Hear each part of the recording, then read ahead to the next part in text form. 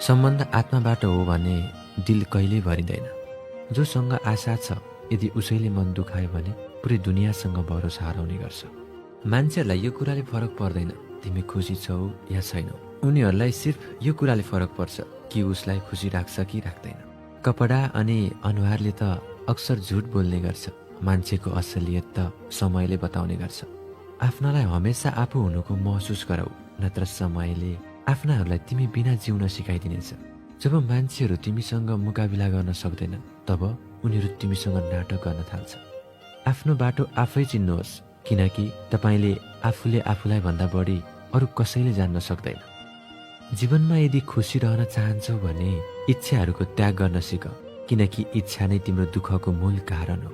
तिमी प्रवाह गर्न छोडिदेऊ, मान्छेहरूले तिमीलाई दुःख दिन छोड्नेछन्। सच्चा प्रेम अक्सर धोकेबाज मान्छेहरूसँगै हुने गर्छ। आखिर भुलि जान्छ उसले जसको लागि हामीले पुरै दुनियाँ नै भुलिदिएका हुन्छौँ। आफ्नो लागि लड्न सिक, किनकि जो शान्त अनि चुप रहन्छ उसलाई कसैले सोध्दैन। कमजोरी त मसँग पनि छ, किनकि हर कोही माथि नसोचिकन विश्वास गर्ने गर्छु। जहर भन्दा पनि ज्यादा खतरनाक हुन्छ प्रेम। जसले चाख्छ ऊ पल पल मर्दै जिउँछ। तिमीलाई चाहनेवाला जब तिमीलाई समय दिन बन्द गर्छ तब सम्झिनु कि अब ऊ तिम्रो रहेन। म त हाँस्छु दुनियाँलाई हँसाउनका लागि, नत्र दिलमा यति गहिरो चोट छ कि रोएर पनि जाँदैन। बहुत भिड थियो मेरो जिन्दगीमा पनि। जब मतलबहरू निक्लँदै गयो तब मतलबी मान्छेहरू पनि निक्लँदै गए।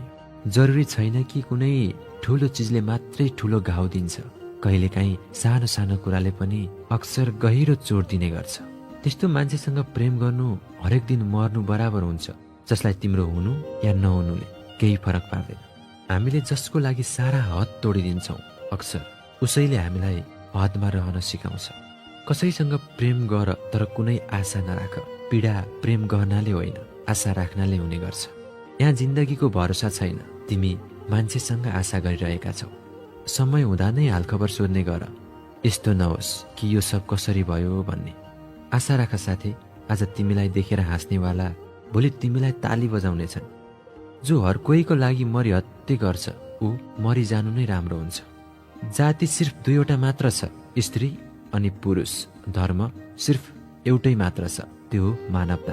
बाँकी सब पाखण्ड अनि धन्दा हो। जिन्दगीमा तबसम्म केही पनि बनिँदैन जबसम्म तिमी आफू बदलिँदैनौ। भरोसा गर कि हामीले कहीँ कसैको लागि राम्रो गर्दैछौँ भने हाम्रो लागि पनि केही राम्रो भइराखेको हुन्छ। बिहानी भएपछि फुललाई पनि थाहा हुँदैन कि मन्दिर जानुपर्छ या त घाट। त्यसैले जिन्दगी जस्तो छ त्यसैमा खुसी साथ बिताऊ, किनकि चिन्ता गरेर तिमीले कहिले पनि बदल्न सक्दैनौ। हिरा चिन्नु छ भने अन्धकारको प्रतीक्षा गर, किनकि घामको उज्यालोमा त सिसाको टुक्रा पनि चम्किने गर्छ। उसले बाचा गरेकी थिइन् कि जिन्दगीभर साथ निभाउँछु। मैले पनि यो सोधिन कि प्रेमको साथ या त यादको। जो वफादार हुन्छ ऊ हर कसैको दिवाना बन्न सक्दैन।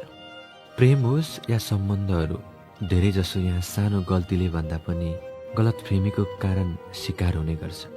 एकैछिन भए पनि निकै मिठो थियो निदमा देखेको सपना अनि तिम्रो साथ। कमी त त्यो चन्द्रमामा पनि थियो, कसरी भन्न सक्छु कमी ममा नहोला भनेर। तर फरक यति भयो, चन्द्रमालाई स्वीकार गर्न सक्ने तिमीले मलाई स्वीकार्न सकिनौ। म भन्दा राम्रो मान्छे भेट्छौ होला, त्यसैले म अहिले नै बधाई दिँदैछु। यदि तिमीले सोचेको भन्दा फरक मिल्यो भने बिन्ती छ मलाई नसम्झिनु। मलाई बिर्सिने कारण खोज्ने तिम्रो जीवनमा त्यस्तो कुनै मोड नहोस् जुन कारणले तिमीले मलाई सम्झिनु परोस्। मेरो जीवनमा सपना अनि तिमी एकै थियो त सुन्दर, पुरा अनि आफ्नो बनाउन नसक्ने। त्याग्न त हामी दुवैले त्यागेका थियौँ, तर फरक यति हो तिम्रो लागि मैले दुनियाँ त्यागिदिएँ, दुनियाँको लागि तिमीले मलाई त्यागिदियौ। मेरो लागि तिमी यस्तो व्यक्ति हो जसलाई म गुमाउन चाहदिन, तर तिमी मेरो हुन चाहदिनौ। पाउने आशा मात्र थिएन जीवनमा, गुमाए पनि सहन सक्छु भन्ने आँट थियो। त्यसैले त म जति गाह्रो भए पनि बाँच्न सिकेको छु। मर्छु भनेर कोही यहाँ जन्मिएका हुँदैनन्, झर्छु भनेर पालुवा पलाएका हुँदैनन्। जीवनमा कुन बेलामा के हुन्छ त्यो हामीले कल्पना गरेका हुँदैनौँ। दिन मात्र होइन हजुर, रातले पनि बिगार्छ। कसैलाई बिर्सिएर निदाउन त्यति सजिलो छैन। साँचो माया गर्ने मान्छेहरू फर्किएर आउँदैनन्। वास्तवमा साँचो माया गर्नेले कहिले छोडेर जाँदैन। धोका त यहाँ हामी दुवैले खायौँ। मैले तिमीलाई अरू जस्तो सोचिनँ अनि तिमीले अरू जस्तै सोच्यौ मलाई। मायामा मर्ने त कुरा मात्र हो, खास गरी मायामा जिउँदै मारेर जान्छ। दिल टुटेर पनि बरु रुन्छ, तर तपाईँको सामु एक गुनासो गर्दैन भने आफै भन्नुहोस्, उसले जति माया तपाईँलाई कसले गर्छ? मान्छेहरूले तिम्रो बारेमा के सोच्छन् भनेर यो पनि तिमीले सोच्यौ भने मान्छेहरूले फेरि तिम्रो बारेमा के सोच्ने?